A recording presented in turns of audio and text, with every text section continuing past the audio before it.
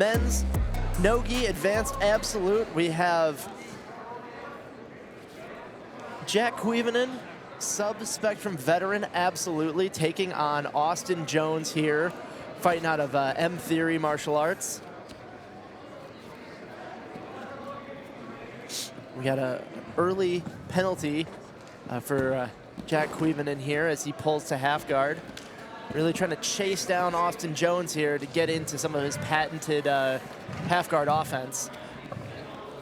Jones dropping back on a leg, looking for a knee bar. As Jack himself trying to spin into a leg entanglement. Trying to free up the legs here. Little bit of leg spaghetti here as both men are trying to collect the knee, get it inside the knee line, and isolate the foot to go for a break. Looks like we're in a bit of a 50-50 position here.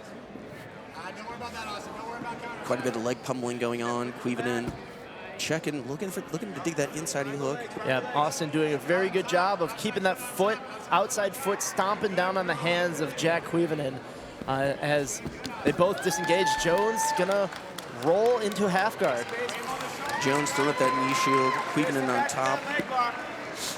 And, you know, as much as Kuivanen likes to pull immediately to half guard, you know he's looking to just come up so he can get on top of half guard and start to work his offense. This is really where he wants to be. All right, Kuivanen looks like he's past that knee shield now and just to a almost flattened half guard position. Got the crossface, puts him on his back. Yes, and this is where Jack gets heavy. This is your main objectives here. Just keep your opponent nice and flat and start to work to open things up. Kuivanen shooting half Nelson, looking to keep him on his back. Jones just going to do what he can to retain half guard down there. Kuivanen putting a good ride on him. And if we've, can learn anything from Jones' initial offense here, kind of using that angle to turn up, probably looking to enter into the legs again. You know, Jack being a larger opponent here to Jones, wouldn't be surprised if we're going to see some more offense in that realm. Yeah, I think that's probably a good round for Jones. Looking worse for wear right now. Right now underneath, checks the body lock, nothing. Kuivanen puts the crossface back in, reflattens, throws the instep in, looking to pass. Absolutely, and we got to remember here, we're still within the first 3 minutes of the match. There's no points being awarded, but Jack Kuivanen does have a penalty applied to him. So he is, in control of the match right now, but on the scoreboard is down. Penalties going into effect even in the non-scored portion of this match here. Kuivanen looks like he's progressed fluid amount now. Really wrenching that elbow up towards the head of Jones. Yeah, really looking to isolate this arm here. We are within the final 3 minutes of the match as Jack really starts to flatten out Austin Jones here in top of mount. Kuivanen stepping up into a little higher mount, almost in a full high mount now. And now this is going to pose kind of an interesting game here. Obviously, Austin Jones not in the position that he'd like to find himself in, but if he can stall this out, prevent Jack from scoring any more points, getting any submissions, he's going to win this match.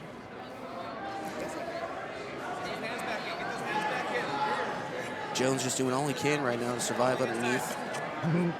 And we are going to put a pause on the action here as we move back to the center of the mat. 2 minutes 13 on the clock. Austin Jones returns to the bottom of mount. Jack Kuivanen taking top. He reset back in the center. Kuivanen in full mount. Jones underneath, just keeping those hands locked, trying to stop that separation, trying to stop the carving of the arms up towards his head. And you can see here, Austin's not going to fully overcommit to anything. He goes for a little bit of that bump and roll, but he knows he's going to expose that arm if he goes too far. He bumps, comes back down, and accepts bottom of mount. He knows that Jack can't get any more points here. So he's perfectly fine with waiting for the right opportunity before trying to escape. Minute 40 left. Yeah, we could see Jones just maybe try to eke this one out, which, I mean, considering Kuivanen's sub-spectrum record, might not be a bad idea. We got an Americana attempt here. Kuivanen looking for the arm. Jones on his side. Looks to free it up here. Going back to knee on belly is Kuivanen. Looking to score some points. Not quite enough time, but he ends up in top of north-south. Got 2 hands on that arm. This could be trouble for Austin Jones.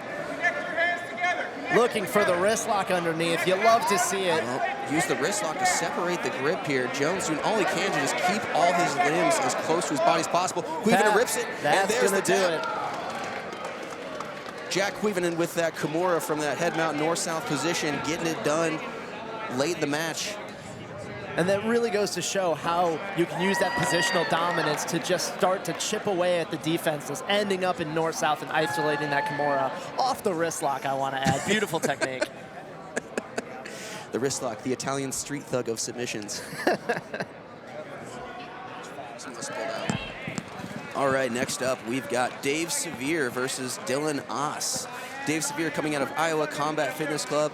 Yours truly, new gym, coached by Aurelio De La Rosa out of Davenport, Iowa. I've been training there for the past month and a half or so, and I can tell you firsthand, these guys are insanely tough. It is a sort of lineage gym of the Militich Fighting Systems. You might call it the grandson gym of that gym. Dave Severe already dropping back on a straight ankle lock. He has a very interesting straight ankle lock. He can finish high on the calf. There's a little nerve bundle there that he is known for finishing on. And it looks like that's what he's doing. You could see that lock is not down by the Achilles like you normally see it, but Dylan looking for that toe hold off the top, using it to spin out of that single leg X control. Dylan in the tripod position, using that head really well to drive into Dave's far shoulder, getting the crossface now, flattening him out. Absolutely, and also something I noticed, using that wrist pin position, definitely a technique that I really like to use. Really have stretch your opponent out across the shoulders, making it easy to get past that knee shield.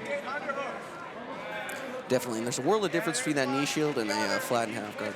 100%. We can see Dylan really driving the shoulder in here, putting some heavy pressure on top of David. Dave staying relatively calm underneath there, that cross face, turning his head. Dylan just doing a great job of keeping heavy, putting that ride on him. Yeah, man, let me tell you, the Saturday open mats at Iowa Combat Fitness Club, no joke, no joke. Man, combined, probably centuries of experience in that room. Well, and we are, seeing here David not being overwhelmed here by pressure, looking perfectly comfortable trying to work his way out of this bottom smashed half guard. No points on the board yet. 4 minutes remain in this matchup.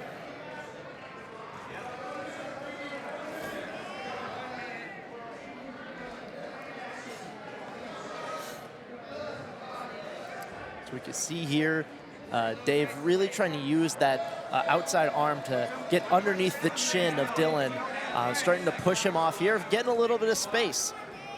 There's some separation. Ooh, and a big push from Dylan, really letting Dave know that he's there. We're back on the feet. Absolutely. It's not necessarily a technique that's going to score you points, but it's going to send a message, let your opponent know that you're not tired and you're ready to bring it. For sure. Head coach Aurelio De La Rosa of Iowa Combat and Fitness Club, a Lucha Libre black belt, 2nd degree. We've got a Lucha Libre influence on this gym, as well as lots of MMA and wrestling experience. So what kind of techniques are we expecting to see then coming out? Oh man, he's got a wealth of techniques, lots of interesting stuff. Great blend of wrestling type holds and submission holds. I would say Lucha Libre is sort of this. It was sort of this prototype for kind of the style that we're seeing nowadays in modern no-gi, where it's very leg lock heavy, takedown heavy. We're sort of seeing the rebirth of that style, just under a different name almost. Yeah, absolutely seeing, influences from catch wrestling, Lucha Libre. For sure. All coming into this new no-gi submission grappling style. And one of those big key aspects of it is this work on the feet, and the wrestling that we're seeing between Dylan and David right now is getting really competitive. A lot of inside ties, really trying to battle it out for positional dominance here. We are under the 3-minute warning here, so next point scored will count. And David getting the takedown here, getting awarded 2 points, putting him in the lead. There's a big takedown from Dave Severe. Dropping back on that ankle lock again. He really loves that hold. Let's see if he can finish here. And I think he's really going to need to look for that finish. And there's Absolutely. the tap. Dave Severe getting that high straight ankle lock on that on the calf. Submission he's well known for. I believe this is the first time we've seen this at Subspectrum. I can tell you guys, we're going to see plenty more of that. Absolutely. He is going to move on to the next round and take on the winner, Jack Kuivanen, that we just saw in action. And that's going to be an exciting matchup. Both big men who like to kind of fall back for footlocks. All right, we got Jacob Wiley versus Derek Sather. Derek coming out of Next Level Combat, competing in this bracket along with his teammate, Jack Kuivanen, who we saw take home his first win earlier, going up against Jacob Wiley, coming out of Henzo Gracie, I believe. Or sorry, Jiu-Jitsu and Kickboxing Unlimited. All right, Wiley on top, gets that takedown. Into a flattened half guard. Looks like Sather putting a lockdown in. Yeah, we've seen Wiley compete at this level before, notably took on one of the competitors from the Baddest Blue tournament in one of the previous events this year. Scored a lightning quick highlight knee bar in that case, and you know, here we see him playing his top game, really using that chest to chest connection and looking for some body lock passing here as Derek starts to elevate and try to put Wiley back into his guard. Yeah, doing a great job with that chest-to-chest connection there. Really so important when it comes to pressure passing and no-gi, maintaining that connection, maintaining a firm connection while your opponent is trying to off-balance you, trying to re-guard you, trying to back-take you, trying to sweep you, all those things.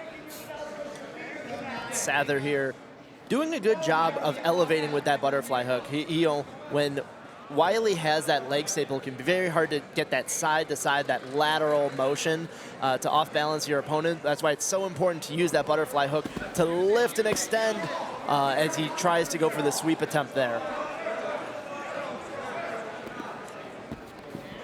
Wiley posting up now, goes to a front headlock, looks to go behind.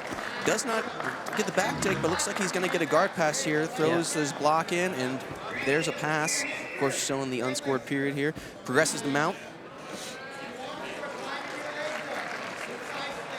Really good positional control here from Wiley. Looking to secure the arm and head together. Likely to set up a choke here. And if you're going to take a dominant position before points are scored, this is where you want to be. A place that you can really burn out your opponent. You know, you see some competitors on the subspectrum stage will go all the way to back mount or mount, but not really start isolating anything or be in somewhat of a neutral feeling position. And that can be detrimental because then when the points are live, you get nothing for it, and your opponent just has all the chance to hunker down, make sure they don't get scored on or subbed, and use their opportunities to get a reversal and score on you. By putting in this head arm, that's taking that away, and Sather's really going to have to watch his energy expenditure and make sure he doesn't give up a submission.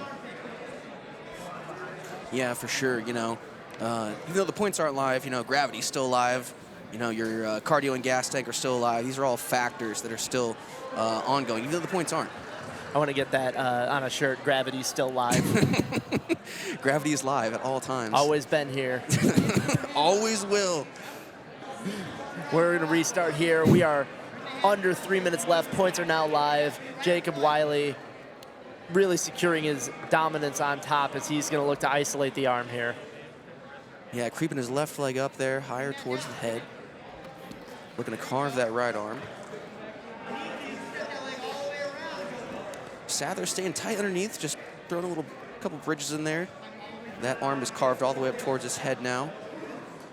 Yep, so if you're Wiley, you really want to start using your own head here in this position. Really start jacking that arm up higher and higher so that you can kind of cut off an angle for that choke. But he's going to lose the arm here and start to pin down the other side using that knee as a staple. Maybe looking to feed the fist in there, looking for an Ezekiel. No. No, I think just resorting to a hard forearm in the throat, that old chestnut. Tried and true, always good. just like gravity, still here.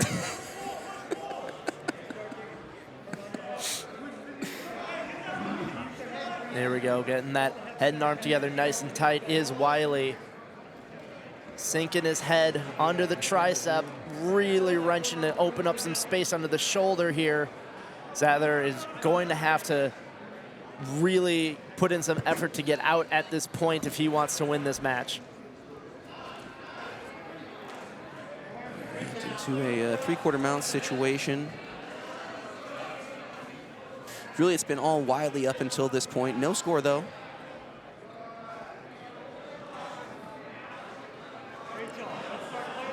Absolutely looking for the wrist pin here. Can he isolate this arm here? Looking kind of for the Americana. Really pulling that elbow back into the side of the head of Sather.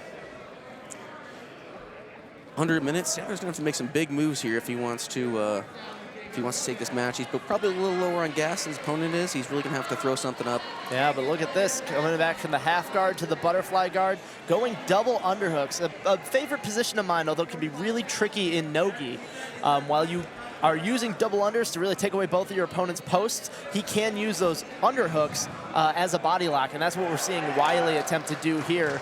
Sather is really going to have to keep his connections to the inside of Wiley's hips, but Wiley is going to use his momentum here to get the guard pass into mount, scoring 5 points in the process.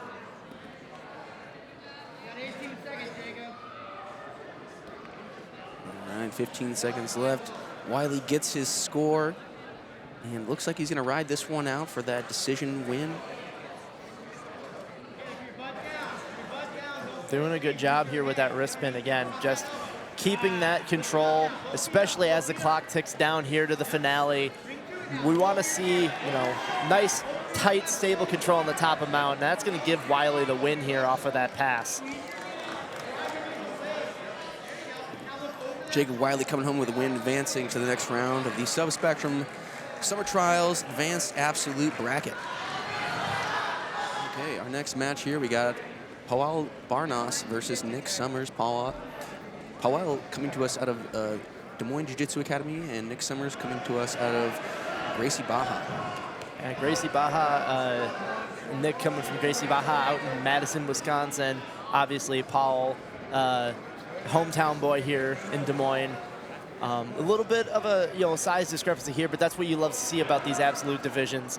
We can see the tricks and the trade that are going to have to take place here to see how each one of these competitors is going to use it to their advantage. Some heavy wrestling coming from Pawel right now. Look at that snap down, double underhooks off the feet. And we're going to get a reset here.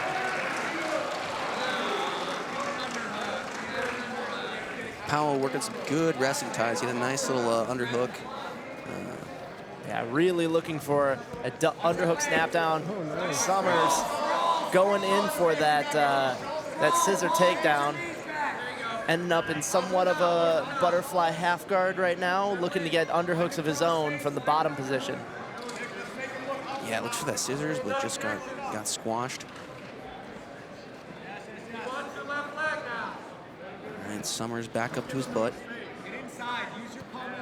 Summers doing a good job of coming up off that butterfly when their opponent kind of backs up, but I think, really need to take that further in that case. You either need to chase your opponent all the way up and use that momentum to run them down, or if they start pushing back into you, sit hard and pull them with you.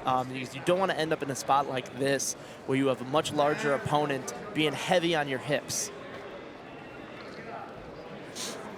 Back to the feet we go. A little short drag there. Summers looking to roll underneath again. Yep, pulling the heel on the inside this time. This could be a little bit more successful than last time. Not getting the bite with that back leg as Pawel is going to hip switch over to get a guard pass here. Great capitalization there from Barnas, going straight to a high side control. Elbows already slightly jacked up. Yeah, the saving graces right now for Summers is that arm under the chin and the hand in the hip. Really needs to use those to frame away from Barnas' pressure.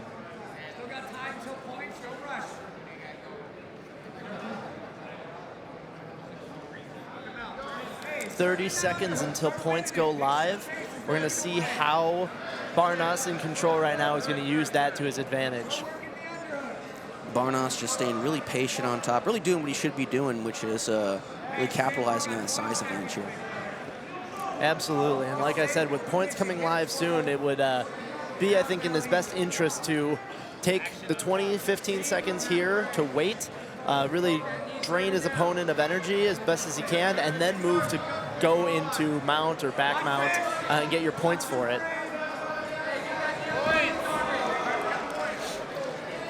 All right, points are live here.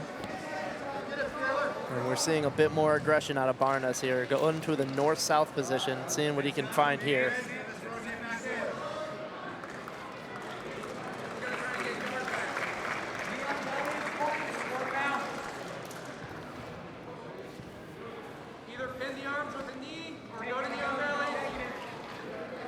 Barnas maybe checking a north-south choke here. Getting flat to the mat. Yep, really drawing those hips back, trying to get as low as he can on Summers. Summers looking to try to get his hips off the mat and see if that'll buy him some time here. Maybe a little bit of space. Barnas abandons that choke. Retakes top of side control.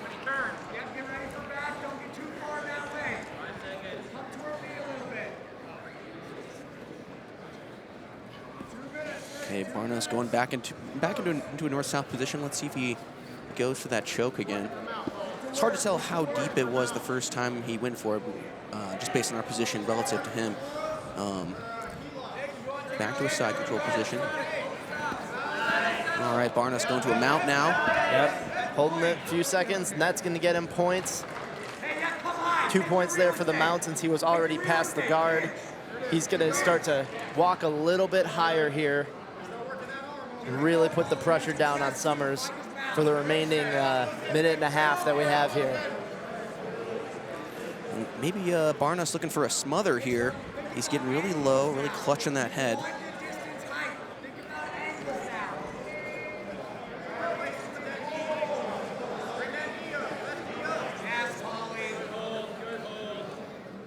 Okay, Summers has he's got a hand and an elbow inside.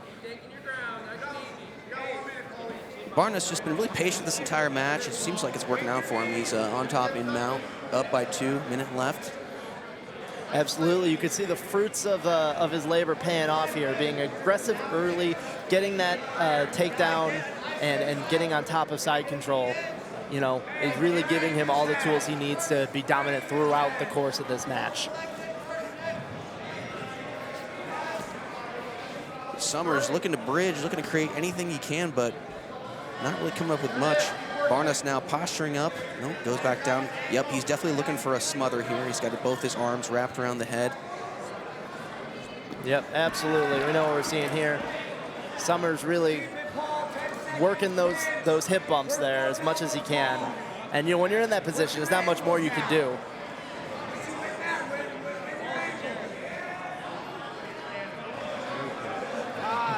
All right, that's gonna bring the match to the close. Pawel Barnas getting the dub 2-0, progressing to the next round of the Advanced Absolute here at Subspectrum Summer Open. Absolutely, and we will see who his opponent will be in this next matchup. As we move on to our next match in the first round of our Summer Nogi Trials, we have Travis Henn taking on Anthony Gianaras. We got some big boys on the mat right now. Very tall, very strong looking. Both familiar with competing on these subspectrum mats. We know Travis Henn had quite the showing at the Winter Trials, probably looking to rectify, not coming away with the W over the whole tournament and punch his ticket to the state championships in August.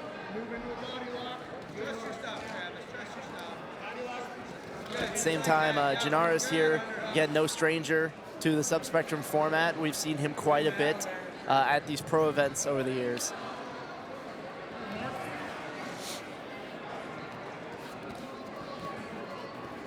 You know, we're seeing a lot of wrestling work, especially between some of these big guys in this bracket so far. A lot of these leg trips, you know, looking for those uchis and tripping that near leg. And I think what people really need to start doing is getting guys' weight going forward and using that momentum and tripping that outside leg. I think that's really going to start paying dividends in the long term. Tripping that inside leg, really just going to get them moving, but I don't think we're going to see the finish to a takedown with that yet. That's a great take. I definitely agree. It's great to see all just the general raise in the level of wrestling in the world of jiu-jitsu over the past couple of years, you know, at least insofar as it relates to the standing position. You know, it's been a big weakness of the jiu-jitsu world, but we seem to be shoring up that weakness, as it appears to me. Absolutely. We're going down to the mat. Looks like one of those short leg trips I talked about ended up getting someone down to the mat after all. Big profit, Brian Peterson.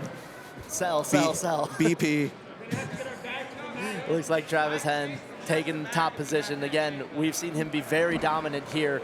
And the thing about Travis that is, you know, very interesting compared to other big guys that you see. A lot of times you see these really strong, muscular dudes that get on top and you think, all right, well, their weakness must be leg locks. You want to spin under and try to get them that way. But we've seen Travis fend off leg locks, feel super comfortable in leg lock positions, and then even counter leg lock himself in that last tournament back in January. So really dominant top position, and not too much that you can do to dismay that attack.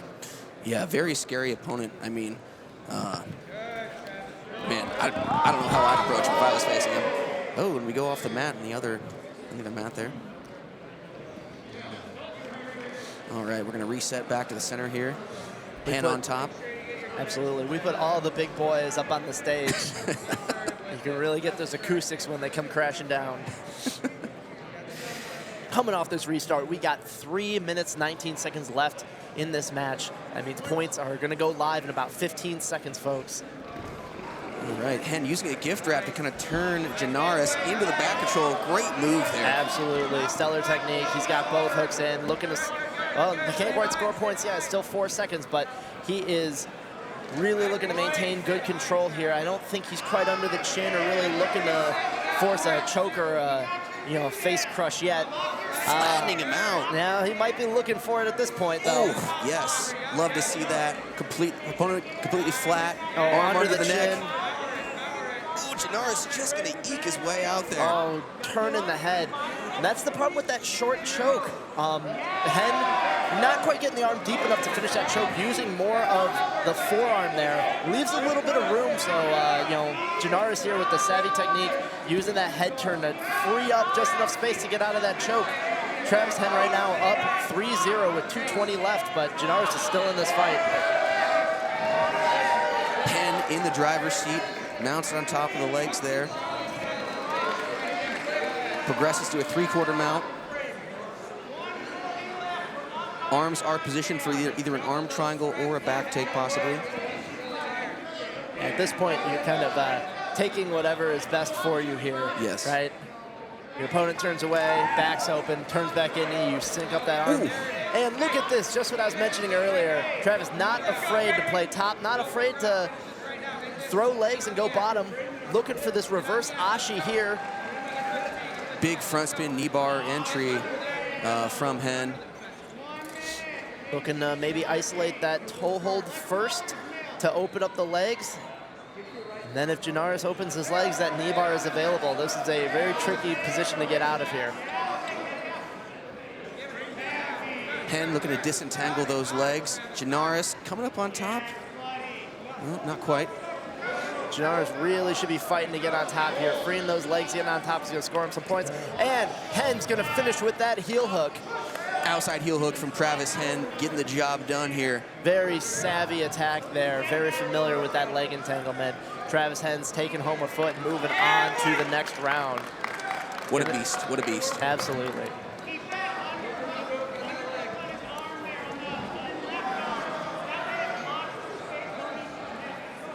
Brian, does your laptop have games? I like one. Does it have Snake? right, here we go with the second round of our Nogi Summer Trials. Jack Kuivanen taking on David Sather. Both coming home with some finishes in their first rounds. Very stoked to see this matchup, man. Been training with Sather. He is no joke. Man, you know, very tough, very strong, very good grappling as well, and also a very interesting style.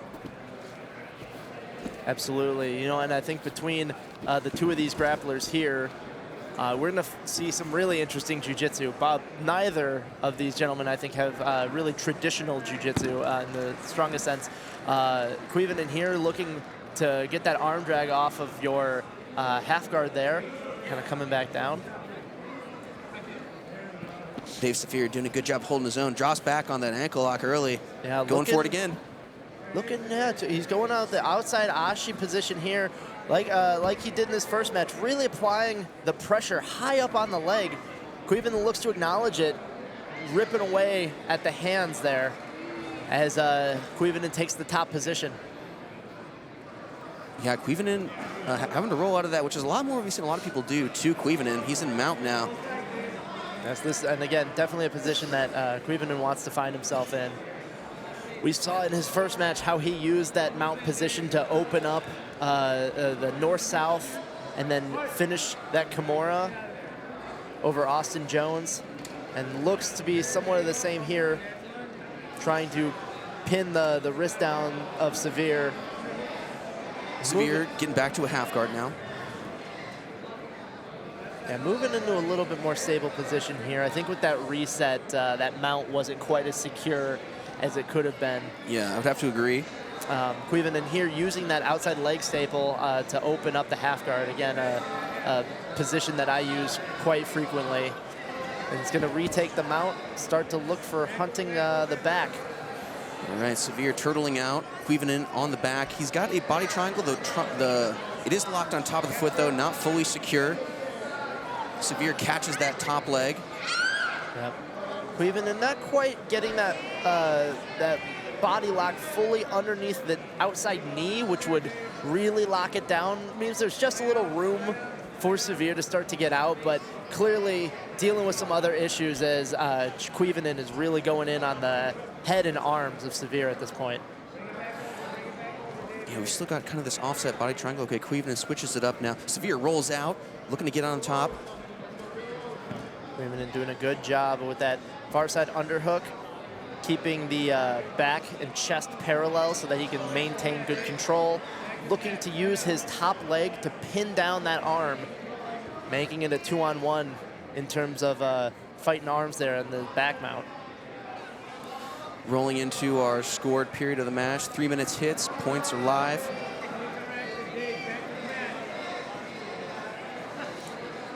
All right, Kuivanen is going to get that 3 points for the back mount. Yeah, I think a savvy move there by Kuivanen right as points were starting. Kuivanen did not have both hooks in, just the single hook on the back. I think he waited until he saw that 3 minutes go by, threw that hook in so he could get his back mount points.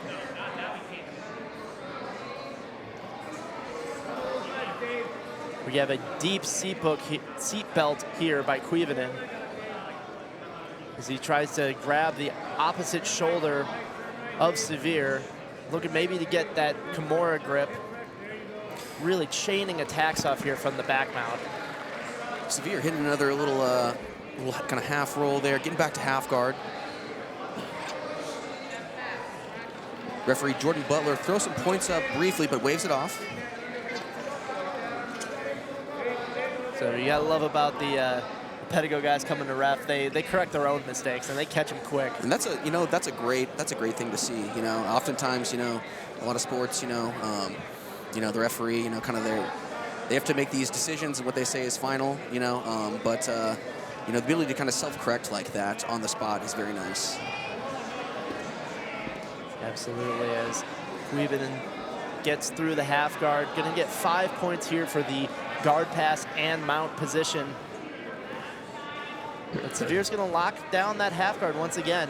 About 2.5 minutes remain, and we're gonna need to see some more offense from David Sather if he wants to stay in this match. Yeah, man, it's Kuivanen just putting this ride on from half guard, man. It's such a strong tool. It is interesting to see how half guard has really just become this very kind of dominant position in a very kind of indirect way over the years. You know, you can do a lot in terms of really gassing a guy out, setting up various submissions, setting up passes, setting up back takes. It's a very versatile position. Well, and especially in the smashed half guard that Kuivanen finds himself in, when you're past the knee line and you're going hip to hip, or even getting your knees involved on the hips, it's so easy to transition and ride that hip line from half guard to mount to back to half guard. That really you could do this and rank up your points all day, as Kuivanen does right here, and scores another 5 from passing the guard and going to mount. He scores currently 18-0 with 25 seconds remaining. Yeah, you know, and just as you say that, you know, Kuivanen does just that. It is 18-0. That may be one of the largest point discrepancies that I've seen at Silver Spectrum in a while. Dave Sather having a tough day. Yes, but, you know, tough day, but as cagey as he is, not really able to get caught here. Definitely still fighting, just can't quite get out of this position.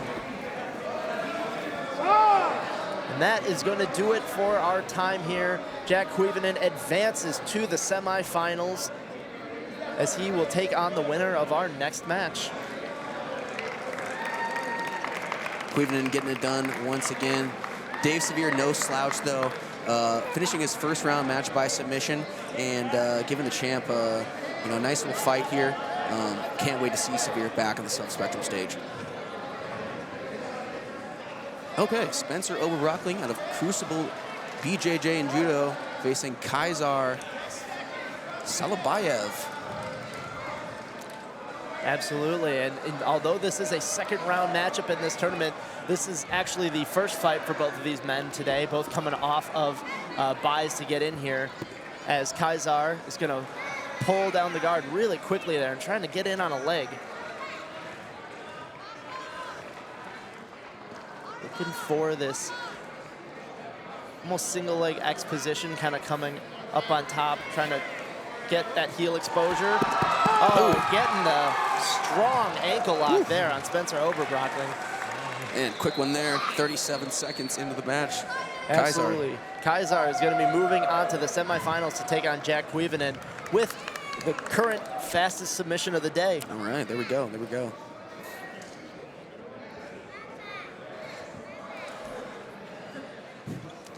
All right, Jacob Wiley stepping back onto the mat here after his first round win versus Marcus Beddor. Yep, absolutely. Taking on a fresh Beddor.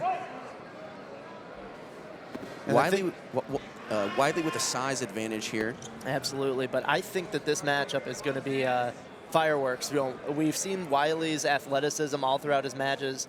Marcus, you know, definitely has competed on the subspectrum stage before, and I've trained with Marcus and seen how dynamic he can be. Okay. Definitely somewhat of a leg lock specialist, so we're going to see how this leg entanglement, Wiley gutting in on the feet of Beddor, is going to go.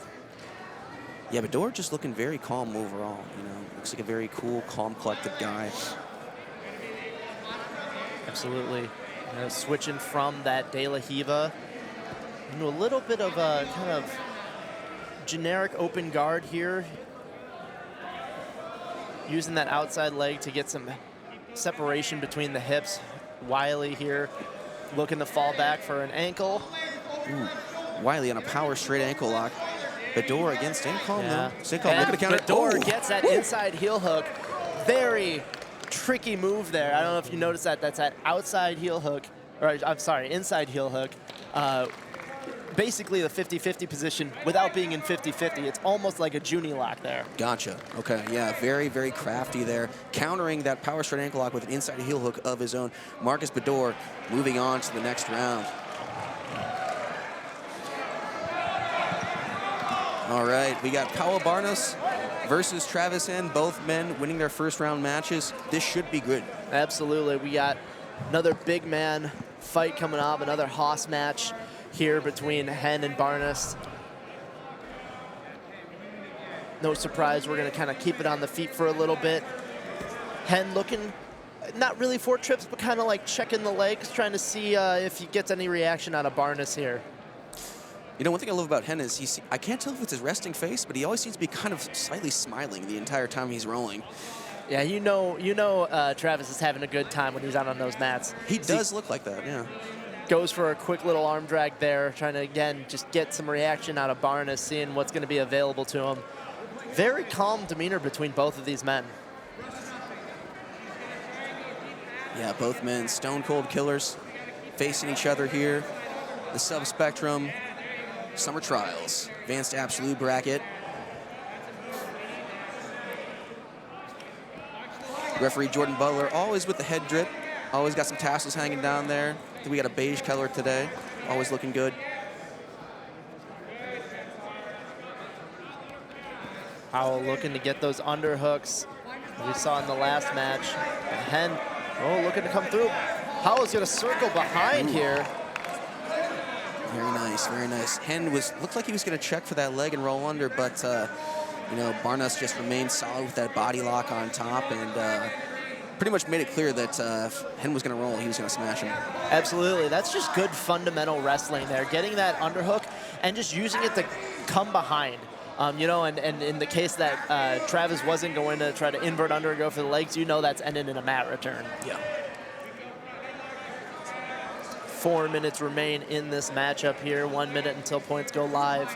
We have Pawel Barnas taking that top position over Travis Henn. Henn looking to come under to the near leg.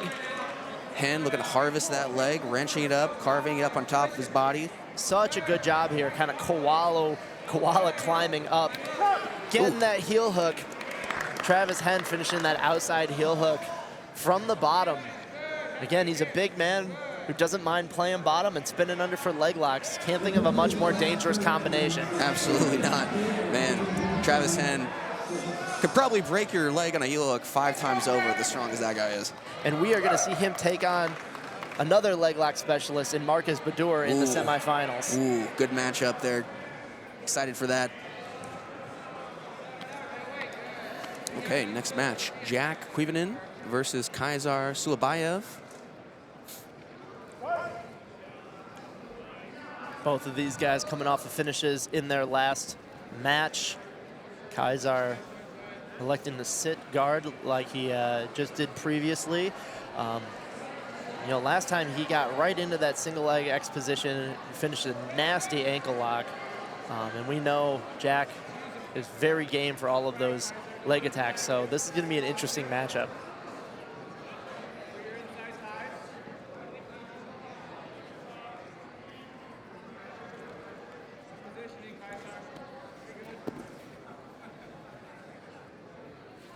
We've been using both of those knees.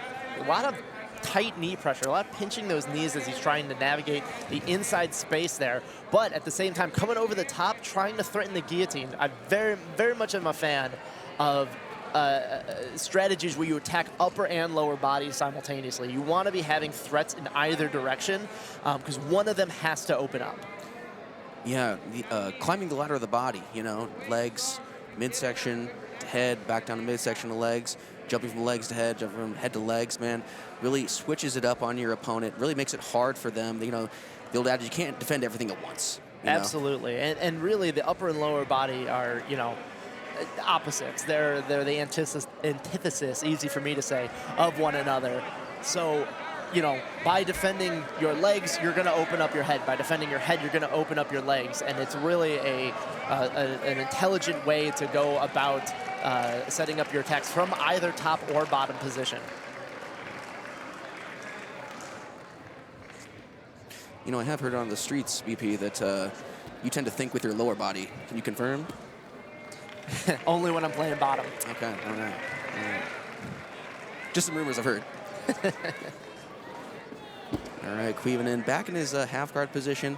Yeah, it's a great little detail there about his pinched legs. You know. Here, guys are able to use a little bit of a bump, take Kuivanen the other way, able to open up some space and kind of knock him over, trying to look for some leg locks. Kuivanen kind of wisely defending against those and was able to get back to top position. 3.5 minutes remain before, and 30 seconds until points are live.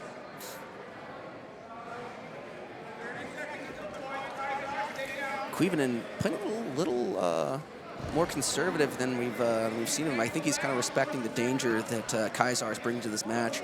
You know, obviously Kuivanen has a big size advantage, but you can just kind of tell by looking at Kaiser in his previous match that this guy can put that sting on in a moment's notice. Absolutely, and we're gonna get the reset here. Both men kind of seated.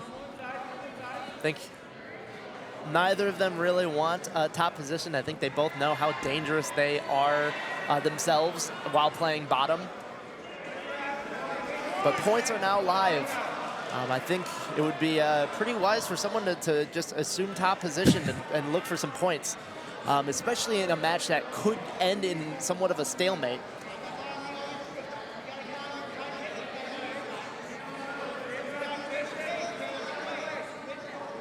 All right, we're going to see a leg shootout here. Some legs starting to get tied up. Kuivanen takes that top position. All right, we're going to reset here. 2.5 minutes left. Saulebayev is going to be on bottom here. Butterfly guard, Kuivanen playing on top.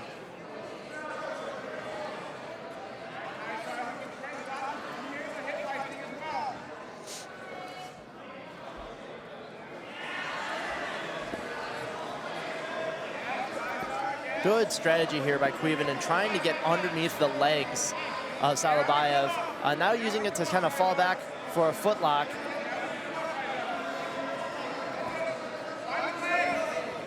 All right, Kuivanen starting to bring the heat, getting past that knee line, dropping to a leg, coming back up. Yeah, looks like he's past the hips now. Kind of as I was saying there, Saulebayev has been using those legs to pretty good effect against Kuivanen's passing. And so it was smart of Jack to kind of back up, get that underhook under one of the legs to break up those frames before pushing forward. Now he's here in more of a smashed half guard position. This is definitely going to favor him. Kuivanen, that is, pronouns, pal. Gotta watch yourself nowadays, BP. Right. Kaiser just kind of putting a stiff arm in underneath bottom. Looks like Kuivanen's game is starting to ramp up here, starting to take a toll. Absolutely, and we've seen this strategy, this technique from him earlier today. Smash half guard, get your crossface, start driving forward and using that outside leg right there to staple the leg down so he can start to move toward mount, and actually goes for a knee cut here. All right, progresses past the knee into that head mount Kimura position. Wow. Ooh, Kaiser. Saulebayev says, "Not today, sir." he's just gonna get up. And it is still tied up with 40 seconds left in this match. Very, very, very, very interesting match here. We're gonna reset. This could be a very critical reset. Absolutely, you know, and if this goes into overtime, you know, it's been scoreless this whole time. I'm not exactly sure which way it goes. Obviously, Kuivanen has been really heavy with his top game, but we've been seeing a lot of fire out of Saulebayev here, especially now looking to get these off balances. Wrestling, if he stays on top here, he gets the 2 points with 15 seconds remaining. Saulebayev going up over our longtime champ, Jack Kuivanen. Can he maintain? 10 seconds left. Saulebayev getting real low here, not trying to give up any upper body submissions, no arms, no triangles, no arm bars. Staying nice and low, and that is going to do it.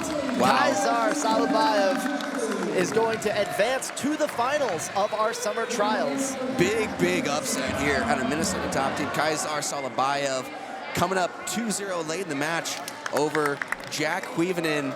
Man, what a match. Absolutely, you know, just super sound strategy, very calm, playing his guard game until he found the exact right opportunity to come up and score. If only his children understood what he just did. I think to them it's just another day in the office. Here we go with our other semifinal of the men's no-gi absolute. Marcus Beddor taking on Travis Henn. Marcus get showboating a little bit. I think these guys you know, are very familiar with each other. Marcus with a fake on one of those shots. Got Travis to step, and he just pointed and laughed at him. Marcus going to use that fake shot to pull guard here. Travis weaving that leg underneath.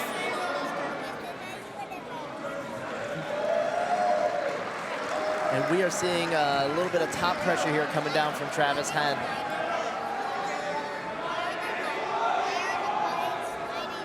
Travis Henn with that underhook on that knee shield, bringing the pressure.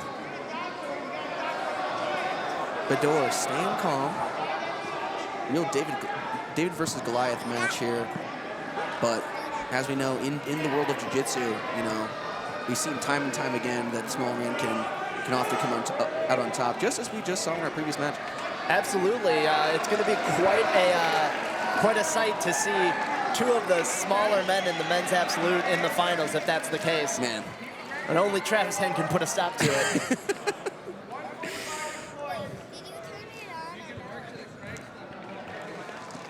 Travis Henn out here representing for those high-calorie grapplers. Absolutely. Holding down the fortress. And we're seeing, you know, some patented big man jiu-jitsu out of Travis Henn here. You know, that weave underneath the leg, really doing a good job of opening the hips of Beddor, trying to get that wrist pin, and that's going to create kind of a stretch across Beddor's body. Really going to make it hard to keep an offensive guard in that case. But Beddor is very game here. You know, he's wily, and he really knows how to get into these leg entanglements. I think that he's not going to be too dismayed by that leg weave, and even might use it as a chance to invert under and attack that far left leg. Yeah, you know, I do like that arm weave in the leg myself. It's a nice little winch you can kind of put in on that pesky knee shield that really just kind of disrupts all their sort of straight-on attacks, and kind of, you know, if anything, yeah, we're going to see Beddor kind of invert as long as that's set in there. I think he does need to be mindful, though. I keep seeing Travis take a look to his right. I think the longer that Beddor is going to hang out here and kind of let that top knee sit there, Travis, this whole time, I think, is thinking about switching off to a toe hold on the top. Okay. And we've seen him do that in the past. I just got a feeling that if he is going to start getting frustrated here, he might switch off to that to get Marcus moving. And he said he was looking to his right, BP. Are you sure he wasn't checking out our drip? That could have, I mean, it's a strong possibility. If anyone who's in this division would not be able to fit this puka shell necklace, I don't think it's going around the neck of Travis Henn here. The amount of power radiating off that puka necklace right now is it's transcending time back to the 1990s, maybe early 2000s. Absolutely. Shout out to Summer Girls by LFO, the summer anthem of 1999. Big LFO reference, but we go back to the match here. Beddor in, possibly on a leg. Absolutely. Travis doing a very good job of shouldering that leg of Marcus so he can't pinch his knees together. Marcus staying nice and calm. Getting back into the half guard. About 2:15 on the clock. Points are live, but we are seeing a strong technical match between these competitors. Henn again putting that arm weave in on the leg, sort of sitting back on that bottom leg. You know, that combination there really just kind of shuts a lot of stuff down. But also too, you know, if he's gonna pass or do something, he's gonna have to get out of that position himself. Yeah, 100%. You're in a little bit of a dilemma here, and I think we saw this in the case of our previous match with Kuivanen and Saulebayev. You know, when you start to kind of wind down and take a slower pace, you realize you really have to start setting up your shots. And I think when Saulebayev was able to get that sweep, we saw him kind of uncharacteristically for that match start rocking a little bit more, going left and right before he found that opportunity to take it. I think that's what Marcus is trying to do here and really start to weave in. Again, attacking that far left leg of Travis. But he's going to need to start setting it up here as we enter into the final minute of the match. 1 minute on the clock, still 0-0. Inverting under, a little bit of a outside ashi here position from Beddor as we reset to the center. Yeah, Jordan Butler's going to take this opportunity to reset here. A good call, I think. You know, we're not in the threat of a submission just yet, but could be very soon. I think it's wise to get away from the edges here. Marcus kind of going in almost like a K-guard matrix entrance here. Swinging to the inside. Verts underneath. Beddor. Oh, and there's the tap. That's it.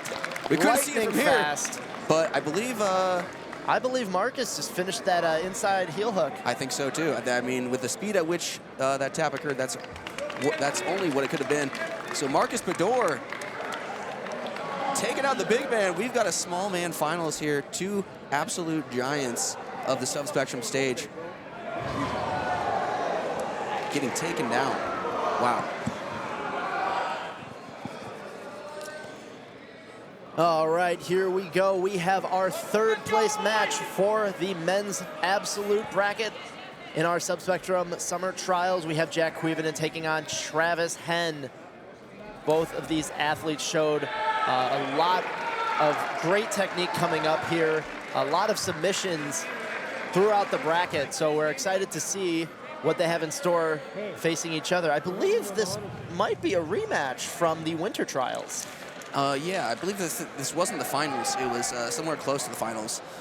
Right, absolutely. I believe the finals back in January was Kuivanen against Brandon Bergeron, who I believe took the title there.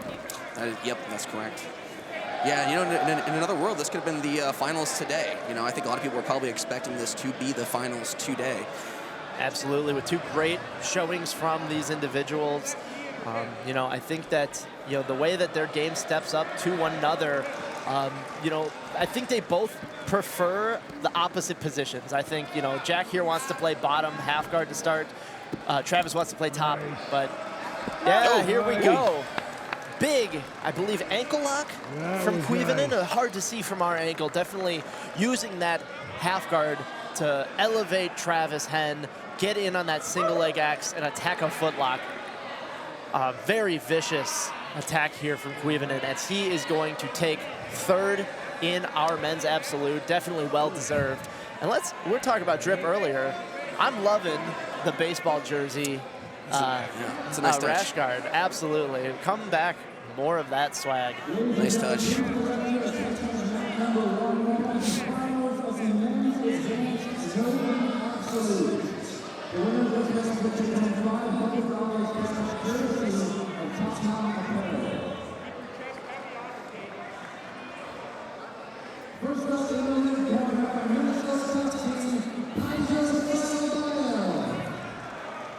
All right, Subspectrum Summer Trials, Absolute Advanced Bracket.